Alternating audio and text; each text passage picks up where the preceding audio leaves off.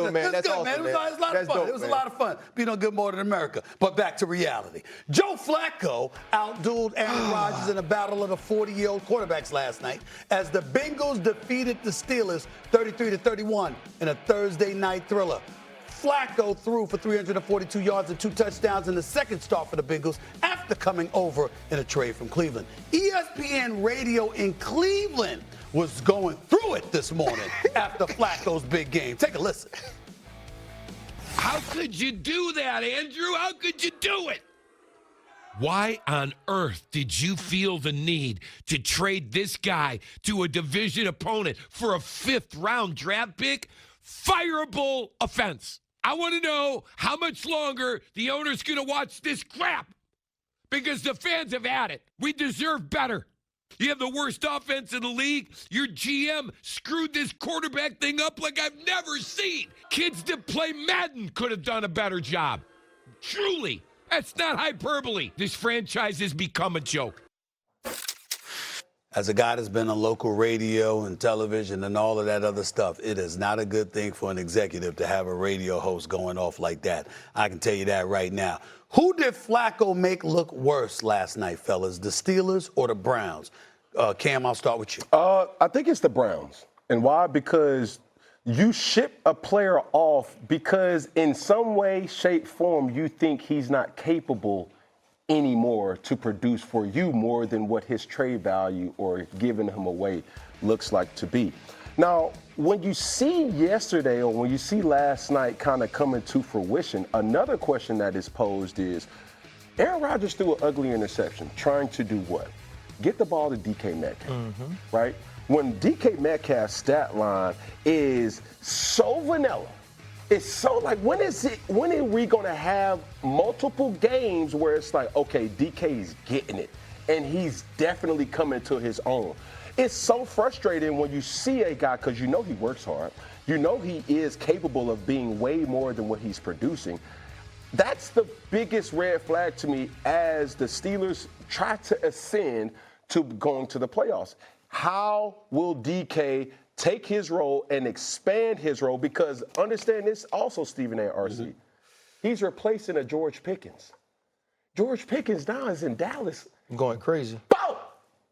And you gave that up to in essence say, this is better than that, and we trade that off? Come on. These are things. Well, here's the thing. Here's why it's the Steelers, because the Browns been bad. You know, it is not making the Browns look bad. Flacco was actually bad with the Browns. Yeah. Flacco had 4 interceptions. 2 touchdowns, 6 interceptions on 58% completion in his. Than that, and we trade that off? Come on. These are things. Well, here's the thing. Here's why it's the Steelers, because the Browns been bad. You know, it is not making the Browns look bad. Flacco was actually bad with the Browns. Yeah. Flacco had 4 interceptions. 2 touchdowns, 6 interceptions on 58% completion in his 4 games with the Browns. Exactly, yeah. 4 in the first 3 games, 2 in the last. Like, Flacco was playing like Jake Browning was playing in Cincinnati. The one game that Flacco did play well for 290 yards, even though he had 2 picks, was the Cincinnati Bengals. And that's why when you're Zach Taylor and you're sitting on the sideline, you're like, oh, I might be able to work with this guy. But the Cleveland Browns did what the Cleveland Browns were supposed to do outside of sending Joe Flacco to the Cincinnati Bengals, because now you got to see him again. What this shows me is that the Pittsburgh Steelers weren't prepared for the obvious thing. The one thing that Joe Flacco has the ability to do is push the football downfield. If anybody watched the second half of the Green Bay Packer game where Jamar Chase in the game has 10 touches, right, has 96 yards, has a touchdown, we are going to get the go ball. We're going to get the fade ball whenever you show a single high and press. Yeah. It's not changing. He's going to give those guys a chance because he's 40 years old, Stephen A. What he got to lose? Right. Joe Flacco ain't playing for a future in this league as a starter. Joe Flacco playing with house money. Joe Flacco playing so his kids can say, I actually saw my father play football. And you let that guy come out and throw for 342? This is about the Steelers. This is about being unprepared. This is about not rising up in the right moments. And I do love what Jalen Ramsey said after the game. They asked him about the calls. He said, when you're playing against elite talent, you don't get those calls. He said, bleep those calls. You got to show up when it's your time, and they didn't. Listen, I'll say this, too, and I agree with RC. And here's another reason I agree with RC. I'm looking at Cleveland. I just went over and looked at the statistics, and forget the statistics. I'm just going to give you the names of the Cleveland Browns receivers that Joe Flacco was throwing the football to. So we got Jerry Judy. You got tight end Harold Fannin. Mm-hmm. You got Njoku, of course. I'm looking at Cedric Tillman, Isaiah Bond. I don't hear anybody that's in the same stratosphere as a Jamar Chase or a T. Higgins. That might have something to do with how Joe Flacco is looking. So I'm only saying this for the purposes of the radio host in Cleveland, who I think is doing an outstanding job. I mean, that's good radio right there. The flip side to it, however, is that if you are Andrew Berry, you don't have those weapons. So it's not just about Joe Flacco throwing the ball. It's about who he's throwing it to. He didn't have in Cleveland what he has in Cincinnati, and that's your issue. But and I'm not a GM, but if I was the GM in Cleveland, I would have traded him outside the conference if I could. No, I would have went after A.J. Brown.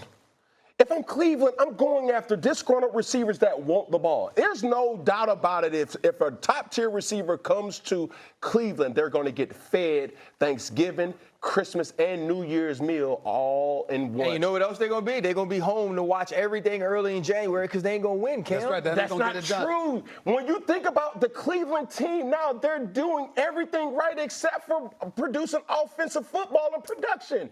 So when I'm saying you got a defense that's well and capable, you don't got to do much. We just need a receiver that can at least be comfortable with saying, at my average day, I can give you 80 yards receiving. Man, we're going to flood you at least 8 to 10 times a game. That's minimalistic. Jerry Judy is now fizzling out to the degree where we know who he is now. He had plenty of opportunity. He's coming off the best year last year. My question for you is this, Cam. As a player that was an MVP, would you rather be in a spot where you can individually achieve, have success, have statistics, and lose? Or would you want to be someone that contributes to a team that can win a Super Bowl? And I'm glad you asked that. When you're talking about individual play, this is how I take care of my family. Team success don't take care of my family. So if I'm thinking about it from a personal standpoint, of course we want the best of both worlds. But if you're asking me what gives you extensions, what gives you top tier money, what gives you certain things, there's more players that have rings, championships, and things that are struggling rather than quote unquote bust that has had money and they're doing right by their money. It's interesting that you say that because I feel differently. I agree with you when it comes to the NFL.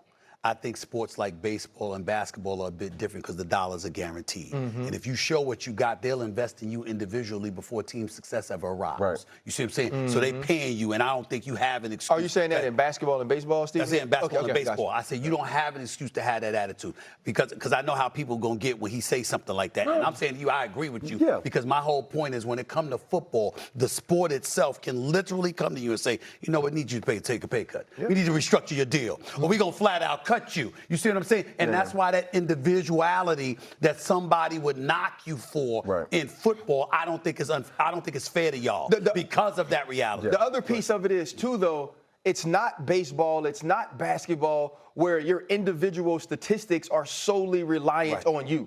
Right? Like LeBron James could go out with Deladova and go out with Tristan and he gonna still get his money. Right? You're gonna get max money even if your team isn't good because that's the way it's structured. If I go out and I pitch and I'm a guy with a low ERA, but my bats ain't winning for me, I'ma still get that money.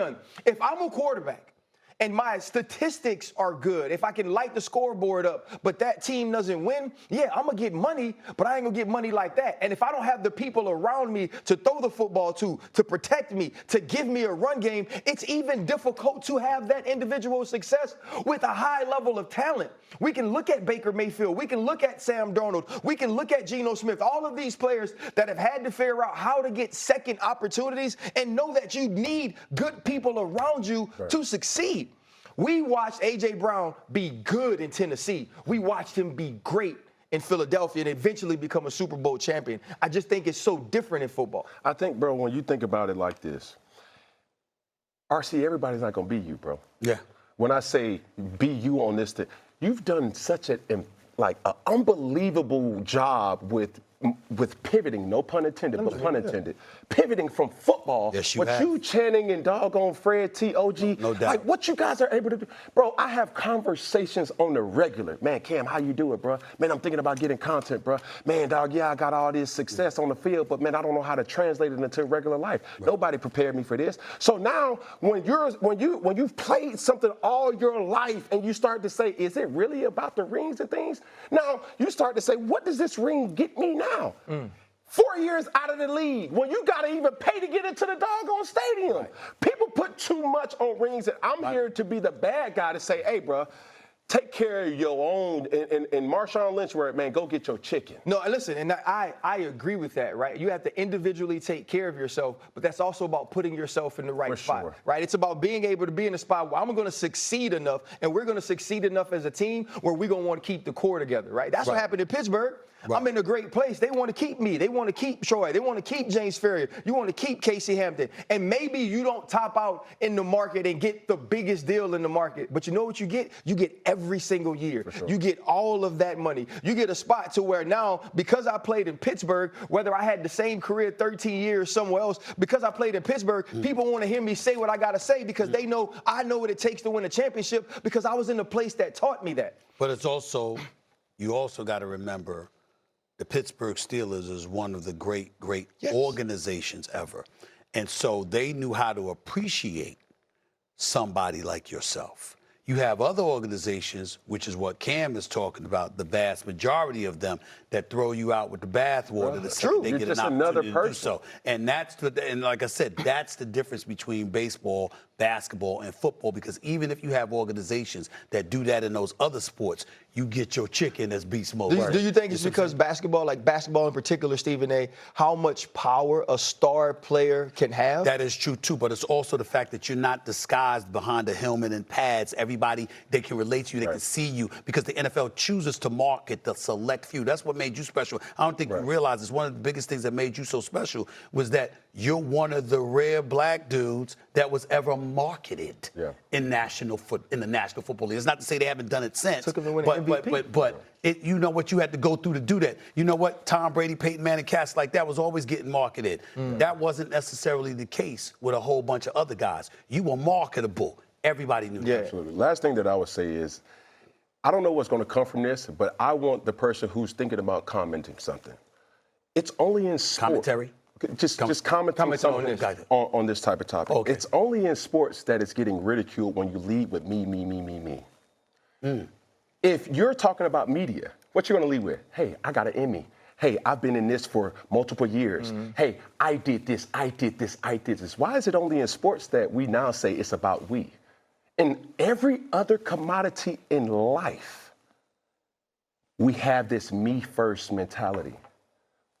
Why not insert some of the principles of me first to take care of you later? Because it's the only walk of life where team is an actual literal word that's used. And here we could talk about the first take team, but that can change. Yes. The one that we take the field with every week is truly the team we win championships with, and I think that's the perception people lead with. Profound parts on both of y'all parts. Profound posts by both of y'all. Neither one of y'all are wrong. Not even a little bit. It's just that simple. Micah Parsons,